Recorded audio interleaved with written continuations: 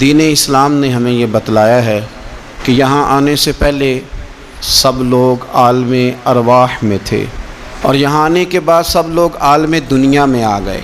اس کے بعد جو آخری جہان ہے وہ عالم آخرت ہے، لیکن عالم دنیا اور عالم آخرت کے بیچ جو جگہ ہے اسے عالم برزخ کہا جاتا ہے۔ برزخ کا معنی تو پردے اور آڑ کے ہوتے ہیں، لیکن برزخ اس زندگی کو کہتے ہیں جو مرنے سے شروع ہو جاتی ہے اور قیامت کے قائم ہونے تک وہ زندگی انسان کے ساتھ رہتی ہے، اسے عالم برزخ کہا جاتا ہے۔ اسی کو قبر کی زندگی کہا جاتا ہے۔ لیکن عالم برزخ کیوں کہا جاتا ہے، اس کی کیا وجہ ہے؟ تو اس کی وجہ یہ ہے کہ ہر آدمی کو قبر نصیب نہیں ہوتی، تو جو جل کے مر گیا جزا اور سزا اسے بھی ملے گی، عذاب قبر اسے بھی ہوگا، پر اس کا نام کیا ہے؟ عالم برزخ۔ جو آدمی دریا میں ڈوب گیا جزا اور سزا کا معاملہ اس کے ساتھ بھی ہے، لیکن نام اس کا کیا ہے؟ عالم برزخ۔ نبی کریم صلی اللہ تعالی علیہ وسلم ارشاد فرمانے لگے، حضور فرماتے ہیں کہ ایک شخص نے وصیت کی تھی کہ جب میں مر جاؤں تو مجھے بڑا ڈر آتا ہے، میں اللہ کے حضور کس طرح کھڑا ہوں گا۔ اپنی اولاد سے کہنے لگا کہ اس طرح کرنا کہ میری لاش کو جلا دینا، پھر میری راکھ کو ہواؤں میں اڑا دینا، میں اپنے رب کریم کے سامنے کھڑا نہیں ہو سکتا۔ اس کے بچوں نے اسی طرح کیا۔ حضور صلی اللہ علیہ وسلم فرماتے ہیں پھر اللہ نے زمین کے ذروں کو حکم دیا اور زمین نے سارے ذرے اکٹھے کیے، پھر رب نے اسے زندگی دی اور پھر پوچھا یہ تو نے وصیت کیوں کی تھی؟ تو اس کرتا اللہ میں تیرے سامنے کھڑا نہیں ہو سکتا تھا، مجھے اپنے اعمال کا پتہ تھا، جے ویکھاں میں عملاں والے تو پھر تے کچھ نہیں نا میرے پلے، تو میں ڈرتا تھا کہ کیا بنے گا۔ تو رب فرمائے گا فرشتوں میرا بندہ سچ کہتا ہے، اسے میرے فضل سے جنت عطا کر دو۔ تو اللہ ذروں کو بھی جمع کرے گا، ہواؤں میں، خشکیوں میں، سمندروں میں، مرنے کے بعد انسان جہاں بھی ہوگا اسے جزا اور سزا کا معاملہ وہاں ملے گا۔ اب عذاب قبر جو ہے، قبر کے اندر جو انسان کا عذاب ہے تو وہ بھی عالم برزخ کا عذاب ہے۔ میرے رسول کریم صلی اللہ تعالی علیہ وسلم نے کچھ چیزوں سے پناہ مانگی ہے، خود حضور نے، خود نبی پاک صلی اللہ علیہ وسلم رسول کریم علیہ السلام نے پناہ مانگی۔ حضور فرمانے لگے اے اللہ مجھے کنجوسی سے، بخیلی سے پناہ عطا فرما، اور حضور نے باقاعدہ پناہ مانگی ہے کہ اے اللہ مجھے ارذل العمر ہونے سے پناہ میں رکھ، جب عمر اتنی زیادہ ہو جائے کہ وجود کے حصے کام کرنا چھوڑ جائیں، اس سے پناہ مانگی۔ اور خود میرے نبی پاک علیہ السلام نے قبر کے عذاب سے پناہ مانگی۔ یہ تعلیم امت کے لیے کہ تم بھی پناہ مانگو عذاب قبر سے۔ قبر کا عذاب برحق ہے، قبر کے لیے تیاری کر کے رکھنا، اپنی قبر کو یاد رکھنا، مر جانے کو یاد رکھنا۔ حضرت سعد بن معاذ رضی اللہ تعالیٰ عنہ کا جب جنازہ تھا تو صحابہ کرام فرماتے ہیں حضور نے نماز جنازہ کی امامت فرمائی تو قبر کے تیار ہونے میں کچھ دیر تھی، تو رسول کریم صلی اللہ علیہ وسلم زمین پر بیٹھ گئے اور ایک لکڑی سے حضور زمین کریدنے لگے، لکڑی سے۔ ہم وہ انتظار تھے کہ اللہ کے رسول صلی اللہ علیہ وسلم سر مبارک اٹھائیں، ہمیں کو نصیحت کریں۔ فرماتے حضور نے سر اقدس اٹھایا تو حضور کی آنکھوں میں آنسو تھے، اور رو کے حضور فرمانے لگے، رو کے کہ اس قبر کے عذاب سے رب کی پناہ مانگو اور اس کے لیے تیاری کر لو، یہ بڑا سخت دن ہے۔ رو کے حضور نے فرمایا، رو کے۔ آج تو لوگ مذاق بناتے ہیں، آج لوگ مذاق اڑاتے ہیں، کچھ فقیر صوفی درویش کہلانے والے بھی، وہ کہتے ہیں جو مولوی بتا رہے ہیں نا قبر میں بچھو ہوں گے، سانپ ہوں گے، یہ تو مولوی اپنی قبر بتا رہا ہے، ہمارا اس سے کیا لینا دینا ہے۔ خدا سے ڈریں۔ وہ چیزیں جو احادیث مبارکہ میں آ گئیں جس سے نبی پاک نے ہمیں سمجھایا، آپ اس تنبیہ کو، اس نصیحت کو آپ اس رنگ میں لیں گے کہ مذاق بنایا جائے گا دین کا، بجائے اس کے کہ اس سے ڈرا جائے، بجائے اس سے حضرت سیدنا برا بن عازب رضی اللہ تعالیٰ عنہ ارشاد فرماتے ہیں کہ میں نے نبی پاک صلی اللہ تعالیٰ علیہ وآلہ وسلم سے خود اس بات کو سنا ہے. خود رسول کریم صلی اللہ علیہ وسلم نے فرمایا. حضرت زید بن ثابت رضی اللہ تعالیٰ عنہ بھی اس بات کے راوی ہیں. فرماتے ہیں ہم جا رہے تھے تو 5-6 قبریں تھیں, تو حضور نے فرمایا کن کی قبریں؟ ہم نے عرض کی یا رسول اللہ صلی اللہ علیہ وسلم یہ کافروں کی قبریں. یہ صحیح مسلم میں حدیث موجود ہے, کفار کی قبریں. تو اللہ کے رسول صلی اللہ علیہ وسلم فرمانے لگے, ذرا حدیث کے لفظوں پہ غور کرنا, حضور فرمانے لگے اگر مجھے ڈر نہ ہوتا کہ تم اپنے مردوں کو دفن کرنا چھوڑ دو گے, اگر مجھے اس بات کا ڈر نہ ہوتا کہ تم اپنے لوگوں کو, مرنے والوں کو قبروں میں دفن کرنا چھوڑ دو گے, اگر یہ مجھے ڈر نہ ہوتا تو میں تمہیں سناتا کہ قبر کے اندر کس طرح عذاب ہوتا ہے. تمہیں دنیا میں رہ کے میں سناتا, پر ڈر ہے کہ کہیں تم اپنے مرنے والوں کو قبروں میں دفن کرنا چھوڑ ہی نہ دو, اس لیے میں تمہیں یہ بات نہیں بتاتا. اور میرے رسول کریم صلی اللہ تعالیٰ علیہ وآلہ وسلم نے پھر ارشاد فرمایا, اپنے غلاموں کی طرف نظر فرمائی, یہ بات کہہ کے کہ اگر مجھے ڈر نہ ہوتا کہ تم دفن کرنا چھوڑ دو گے تو تمہیں میں سنا دیتا کہ قبر میں کیا عذاب ہوتا ہے. پھر حضور نے صحابہ سے فرمایا چلو بھائی دوزخ کے عذاب سے اللہ کی پناہ مانگو. تو سب کہنے لگے ہم دوزخ کے عذاب سے اللہ کی پناہ مانگتے ہیں. پھر نبی پاک صلی اللہ تعالیٰ علیہ وسلم نے ارشاد فرمایا تم سب کہو کہ ہم قبر کے عذاب سے اللہ کی پناہ مانگتے ہیں. تو صحابہ نے کہا ہم قبر کے عذاب سے اللہ کی پناہ مانگتے ہیں. پھر میرے رسول پاک علیہ الصلوۃ والسلام نے فرمایا تم کہو, سارے یہ کہو کہ ہم ظاہری اور باطنی فتنوں سے اللہ کی پناہ مانگتے ہیں. تو صحابہ نے کہا کہ ہم ظاہری اور باطنی فتنوں سے اللہ کی پناہ مانگتے ہیں. پھر میرے محبوب علیہ السلام نے فرمایا تم کہو کہ ہم دجال کے فتنے سے اللہ کی پناہ مانگتے ہیں.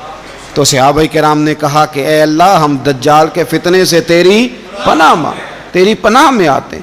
نبی پاک علیہ السلام نے یہ الفاظ کہہ کے یہ بات بتلا کے ہمیں سمجھا دیا, ہمیں قائل فرمایا محبوب نے کہ یاد رکھنا, اس بات کو اچھی طرح سمجھ لینا کہ اگر مجھے ڈر نہ ہوتا کہ تم اپنے مردوں کو دفن کرنا چھوڑ دو گے تو تمہیں بتلا دیتا کہ قبر میں کتنا سخت عذاب ہوتا ہے. اپنے معاملات پر غور کریں. ہمارا وہ کسی شاعر نے کہا تھا کہ مرنے کے بعد مجھ کو 2 گز زمین جو ملی تو دیکھو بعد مرنے کے ہی ہم جاگیردار ہو گئے. تو اصل تو جاگیر وہی ہے اور طے ہے. جتنا مرضی اے سی لگا کے کمرہ ٹھنڈا کر لیں, ٹائل پتھر لگا کے اس کو آپ صاف ستھرا کر لیں, اور آپ اٹھنے کی بھی تکلیف نہ کریں, ریموٹ کنٹرول کے ساتھ ہر چیز اپنے کمرے کی آپ کنٹرول کر لیں, پورا ہوادار کر لیں, لیکن آپ بچیں گے تب نہ جب قبر جنت کے باغوں میں سے باغ بنے گی. اگر وہ جنت کے باغوں میں سے باغ نہیں بنتی تو پھر فائدہ نہیں ہے. میرے رسول کریم صلی اللہ تعالیٰ علیہ وآلہ وسلم کے پیارے صحابی حضرت عثمان غنی رضی اللہ تعالیٰ عنہ فرماتے ہیں, یہ سنن ابو داؤد شریف کی حدیث ہے کہ حضور نے فرمایا جب میت کو دفن کر کے فارغ ہو جاؤ تو اس کی قبر پر کھڑے رہو. خود حضور بھی قبر پر کھڑے رہتے دفن کرنے کے بعد, اور فرماتے اس کے ثابت قدم رہنے کی دعا کرو, اس لیے کہ اب اس سے سوال و جواب ہوں گے, اب فرشتے اس کی قبر میں آئیں گے, اب اس سے پوچھیں گے, اب اس کے ساتھ وہ امتحان ہوگا, تو اس کے لیے دعا کرو, قبر پہ کھڑے ہو کے دعا مانگو. ایک حدیث میں فرمایا کہ اتنی دیر دعا مانگو کہ جتنی دیر اونٹ ذبح کر کے کھال اتار کے گوشت بنا کے, اونٹ ذبح کرنا سب سے زیادہ مشکل ہے, اونٹ ذبح کر کے کھال اتار کے گوشت بنا کے بانٹ دیتے ہو, اتنی دیر مرنے والے کی قبر پہ کھڑے رہ کے دعا مانگا کرو, کیونکہ اب فرشتے آئیں گے, سوال و جواب ہوگا. تو عذاب قبر, مصنف عبد الرزاق میں حدیث ہے کہ ایک بندے کو صرف 1 کوڑا مارا گیا تھا قبر میں, 1 کوڑا, 1 درہ, تو اس کی ساری قبر میں آگ بھڑک اٹھی تھی. تو پوچھتا ہے کہ یہ 1 کوڑا مجھے کیوں مارا گیا؟ تو انہوں نے کہا ایک وجہ تو یہ تھی کہ تو پاکی پلیدی کا خیال نہیں کرتا تھا, اور دوسری وجہ یہ تھی کہ ایک دفعہ ایک مظلوم نے تجھ سے کہا تھا میری مدد کر, اور تو مدد کرنے پہ قادر تھا, تیرے اندر ہمت تھی, پر تو اس کی مدد کے لیے تیار نہیں ہوا. وہ ہمارا مشہور فکر ہے نا کہ سانو کی لگے, پرائی لڑائی پرائی آگ نو اسی گھر کیوں لے آئیے؟ تو وہ جو ہمارا خاص معاملہ ہے نا کہ کسی کی مدد نہیں کرنی، وہ ہمیں خراب کرتی ہے، وہ ہمیں خراب کرتی ہے، ہمارے حالات بگڑ جاتے ہیں۔ ہم مدد کرنے پہ قادر ہوتے ہیں پر کسی مظلوم کی مدد، ایک کوڑا لگا تو پوری قبر میں آگ بھڑک اٹھی۔ عذاب قبر سے اللہ کی پناہ مانگی جائے، ڈرا جائے، اور آخرت کے لیے قبر کے لیے تیار۔ قرآن مجید نے کہا وَإِذَا الْقُبُورُ بُعْثِرَتْ، جب قبریں کریدی جائیں گی نا تو عَلِمَتْ نَفْسٌ مَا قَدَّمَتْ وَأَخَّرَتْ، پھر ہر جان لے گی کہ اس نے آگے کیا بھیجا اور پیچھے کیا چھوڑا۔ میرے عزیز، اپنی قبر کے لیے، اپنی آخرت کے لیے فکر کریں، تیاری کریں۔ مولا رومی ایک بڑی خوبصورت مثال دیتے ہیں اور بڑے شاندار انداز میں بات سمجھاتے ہیں۔ وہ کہتے ہیں مصر کے اندر نا ایک رواج تھا کہ وہ سال کے آخر میں، سمجھ لیں ذی الحج کے آخری دن، یا جس طرح آج کل لوگ جنوری فروری سے کام چلاتے ہیں، تو وہ دسمبر کی آخری تاریخ کو نا پچھلے بادشاہ کو معطل کر دیتے تھے، اور یکم تاریخ کو وہ جا کے دریا کے کنارے کھڑے ہوتے تھے تو کشتی آتی تھی، جو پہلا آدمی اترتا تھا اسے بادشاہ بنا لیتے تھے۔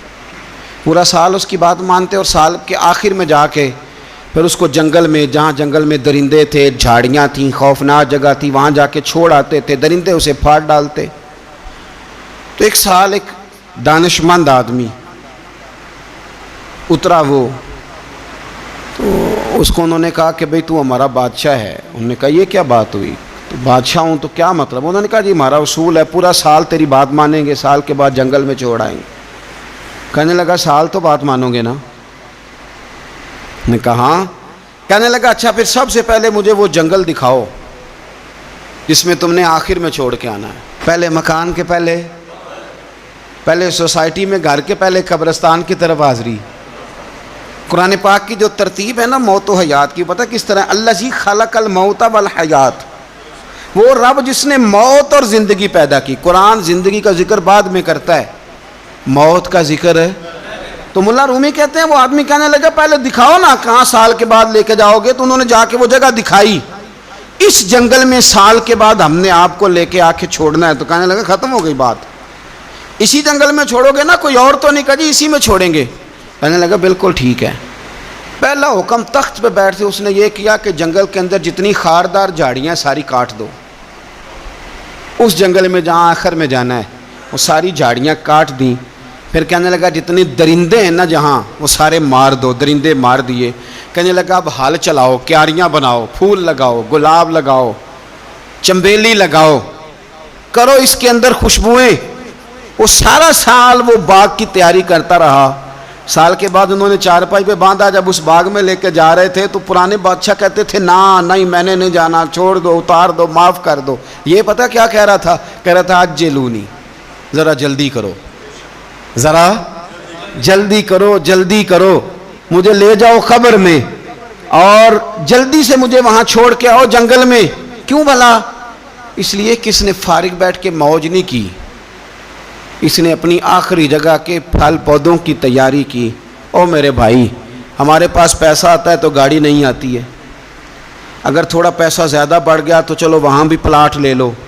کوئی بندہ بھی اپنی آخرت کے لیے، قبر حشر کے لیے سوچنے کو تیار ہے؟ جتنے مکان آپ نے بنانے ہیں نا، بچوں نے بعد میں لڑنا ہے، انہوں نے کہنا کارنے والا ابا مجھے کہہ گیا تھا کارنر والا تیرا ہے، نے کہا تھا مجھے ابا جی، مجھے کہہ گئے تھے کہ تم پہلے بڑا ہو گیا تھا، تو کمائی کرنے لگ گیا تھا، لہذا یہ سارا تیرا ہی ہے۔ وہ سب کو کوئی نہ کوئی بات ابا کان میں کہہ ہی جاتا ہے، سب نے اپنے حصے کی کوئی نہ کوئی بات یاد کی ہوتی۔ ابا نے کہاں جانا ہے؟ جہاں حالت بڑی خراب ہے، جہاں حالات بڑے پیچیدہ ہیں، مہربانی فرمائیں وہ جو تیاری ہے نا آخرت کی، یہاں رہ کے قبر کی تیاری کریں، یہاں رہ کے وہاں کے کیڑے مکوڑے ماریں، پھر وہاں جانے میں کوئی پریشانی نہیں ہوگی۔ پھر تو بندہ بھاگ کے جائے گا، بندہ بھاگ کے جائے گا۔ میں سنیا رات قبر دی کالی، تو پھر کہنے لگے میں تے بھی سنیا اتھے اونے ہونا ہے جدے موڈے کملی کالی۔ تو یہ تو تب ہے نا کہ جب آپ نے اس کے لیے کچھ تیاری کی ہو۔ میرے رسول کریم علیہ السلام نے مومن کی قبر کا حال بھی بتایا۔ یہ تو ہے نا عذاب ان لوگوں کے لیے جو نافرمانی کرنے والے ہیں، یہ ان کی قبر کا حال بتایا۔ تو سنن ترمذی میں، صحیح ابن حبان میں حضرت ابو ہریرہ رضی اللہ تعالیٰ عنہ بیان کرتے ہیں کہ حضور صلی اللہ علیہ وسلم نے فرمایا جب میت کو قبر میں رکھا جاتا ہے تو اس کے پاس سیاہ رنگ والے اور نیلی آنکھوں والے 2 فرشتے آتے ہیں اور اس کو اٹھا کے بٹھاتے ہیں. باقی حدیثوں میں 3 ہی سوال ہیں، لیکن اس حدیث میں حضور نے فرمایا انہوں نے بس میرے بارے میں ہی پوچھنا ہے اٹھا کے، بس میرے بارے میں صرف یہ پوچھنا ہے بتا مدینے والے محبوب کے بارے میں دنیا میں کیا کہا کرتا تھا، کیا کہا کرتا تھا ان کے بارے میں دنیا میں. تو اعلیٰ حضرت بریلوی تو کہتے ہیں میں نے تو کہہ دینا ہے سرور کہوں کہ مالک و مولا کہوں تجھے، باغ خلیل کا گل زیبا کہوں تجھے، تیرے تو وصف عید تناہی سے ہیں بری، حیران ہوں میرے شاہ میں کیا کیا کہوں تجھے، لیکن رضا نے ختم سخن اس پہ کر دیا، خالق کا بندہ خلق کا آقا کہوں تجھے. اور پیر میر علی شاہ صاحب کہتے ہیں میں نے وہاں یہ کہنا ہے کہ مکھ چند بدر شاہ شانی ہے تے متھ چمک دی لاٹ نورانی ہے، کالی زلف تے اکھ مستانی ہے، مخمور اکھی ہیں مد بریاں. سبحان اللہ. ما اجمالا کا ما اکمالا کا ما اکسانا کا تے کتھے مہر علی کتھے تیری ثنا، مشتاق اکھیں کتھے جاڑی.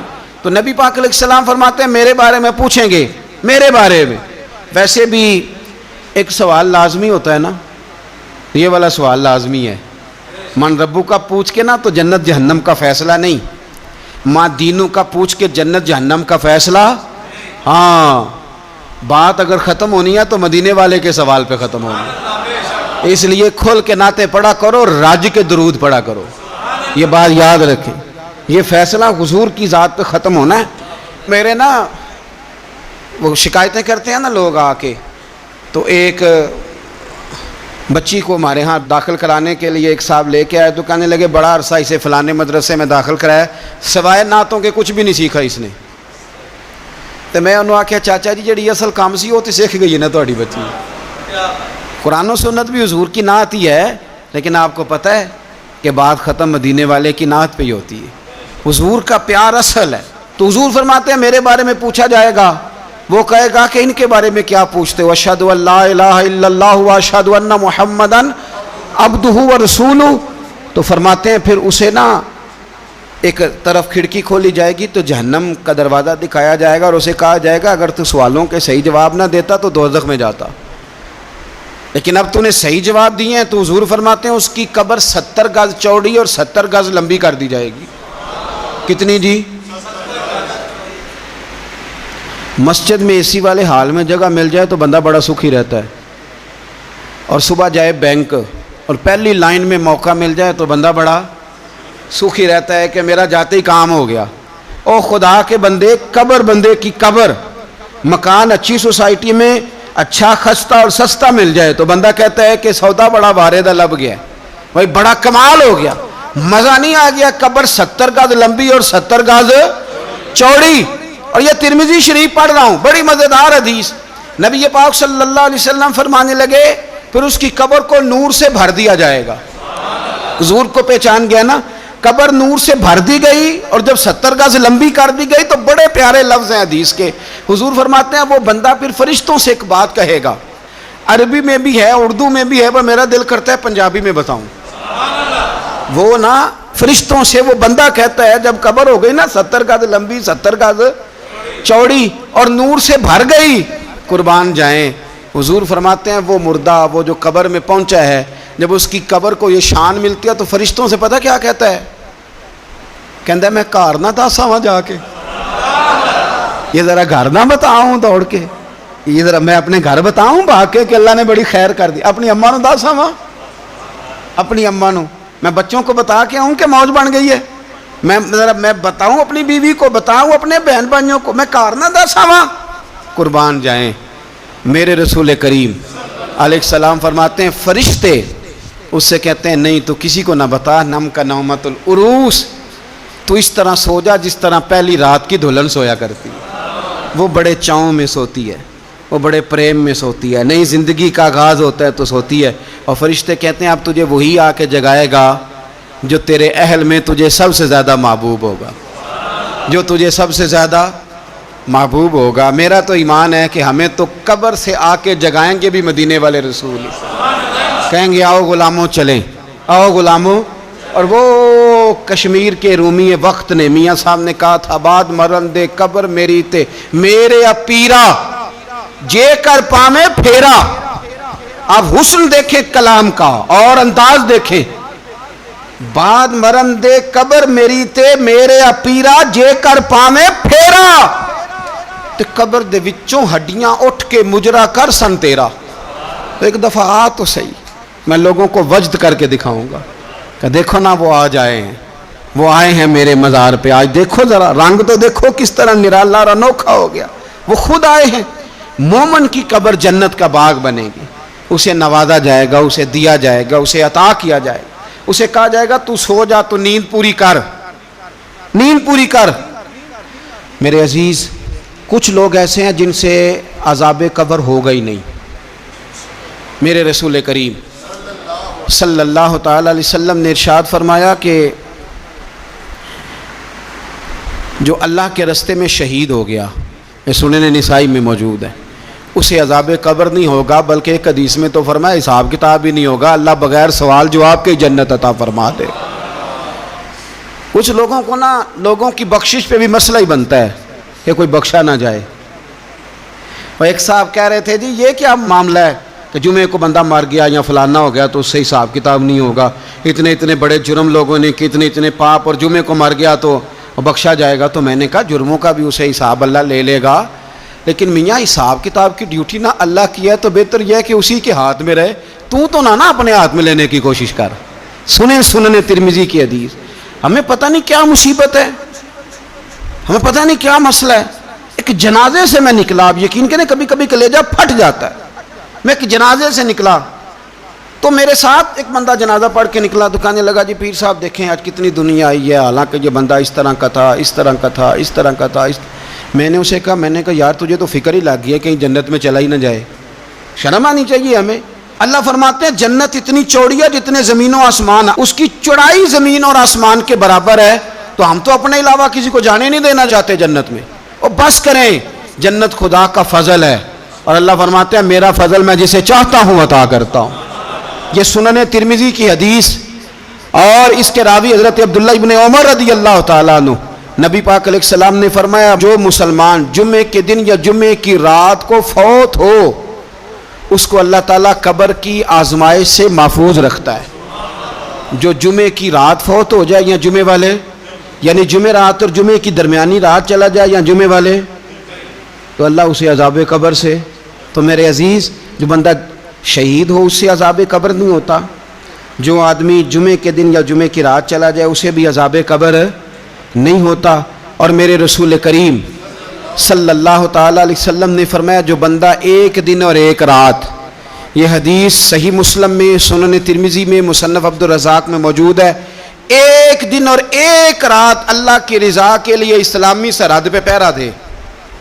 میں اور آپ سوئے ہوئے ہیں, لیکن وہ لوگ جو فوجی بارڈروں پہ کھڑے ہیں, دیکھو مدینے والے محبوب کس کس پہ کرم فرماتے ہیں. ساری عمر نہیں, 24-25 سال کی سروس نہیں, فرمایا ایک دن اور ایک رات اللہ کی رضا کے لیے جو اسلامی سرحد پر پہرا دے, مسلمانوں کو کافروں سے بچائے, رب اسے عذاب قبر نہیں دے گا, اسے اللہ تعالیٰ اپنے فضل سے معاف فرما دے گا. ایک رات اور ایک. تو آپ کیا سمجھتے ہیں کہ ان فوجیوں کی کوئی چھوٹی شان ہے, ان کا کوئی چھوٹا مرتبہ ہے؟ ایک دن اور ایک رات اگر یہ پہرا دیں تو اللہ انہیں اتنا انعام عطا کرتا ہے. اسی طرح سن لو, یہ ذرا غور سے سننا, ابن ماجہ کی حدیث, اور اس کے علاوہ مسند ابو یعلا میں موجود حدیث کے راوی حضرت ابو ہریرہ رضی اللہ تعالی عنہ, حضور صلی اللہ تعالی علیہ وسلم نے فرمایا جو شخص بیماری سے فوت ہوا, جو شخص, قربان جاؤں میرے محبوب نے بیماری کا نام ہی نہیں لیا, فرمایا کوئی بھی بیماری ہو, فرمایا جو آدمی بیماری سے فوت ہوا اللہ اسے شہادت کی موت عطا فرمائے گا, اور وہ عذاب قبر سے اور قبر کے امتحان سے بھی محفوظ رہے گا. اور حضور فرماتے ہیں اس کو صبح اور شام جنت کے باغوں میں سے رزق دیا جائے گا. جو کسی بھی بیماری سے مرا, لوگ کہتے ہیں دیکھو جی بڑا تانگ ہو کے دنیا سے گیا ہے, تو اس بندے کو بھی عذاب قبر نہیں ہوتا. اسی طرح جو بندہ سورہ ملک پڑھتا ہے, سنن ترمذی میں حضرت ابن عباس سے روایت ہے, کہ حضور صلی اللہ علیہ وسلم کے ایک صحابی نے ایک جگہ خیمہ لگایا تو وہاں سورہ ملک پڑھنے کی آواز آتی تھی، کوئی بندہ پڑھنے والا نظر نہیں آتا تھا۔ جب حضور کی بارگاہ میں عرض کیا تو فرمایا وہاں قبر تھی اور قبر کے اندر بیٹھ کے میرا صحابی سورہ ملک کی تلاوت کر رہا تھا۔ اگر ہمیں خسرہ نمبر یاد ہو جاتا ہے نا اپنی جگہ کا، اور ہمیں پتہ ہوتا ہے کہ میرے والا حصہ کتنے کروڑ کا ہے، اگر ساری کہانیاں ہمیں یاد ہوتی ہیں تو سورہ ملک بھی ہمیں یاد ہو سکتی ہے۔ موبائل پہ اس کو ریکارڈ کر لیں، پھر اس کو سنیں کبھی بھی سورہ ملک میں۔ اور ہمارے سلسلہ عالیہ میں تو سورہ ملک وظیفہ ہے، ہمارے الوظیفۃ الکریمہ میں اعلیٰ حضرت نے لکھا ہے کہ رات کو سورہ ملک اور سورہ یاسین کے بغیر سونا نہیں۔ سورہ ملک اتنی شاندار صورت ہے کہ نبی پاک صلی اللہ علیہ وسلم نے فرمایا یہ قیامت کے دن اللہ کی بارگاہ میں ناز سے جھگڑا کرے گی اور کہے گی اے اللہ یہاں تو میرے پڑھنے والے کو جنت عطا فرما یا مجھے قرآن پاک سے علیحدہ کر دے، تو رب کریم پھر اپنے فضل سے پڑھنے والے کو جنت عطا کرے گا۔ اللہ کریم ہمیں سمجھنے کی توفیق عطا کرے۔ آخر دعوانا الحمدللہ۔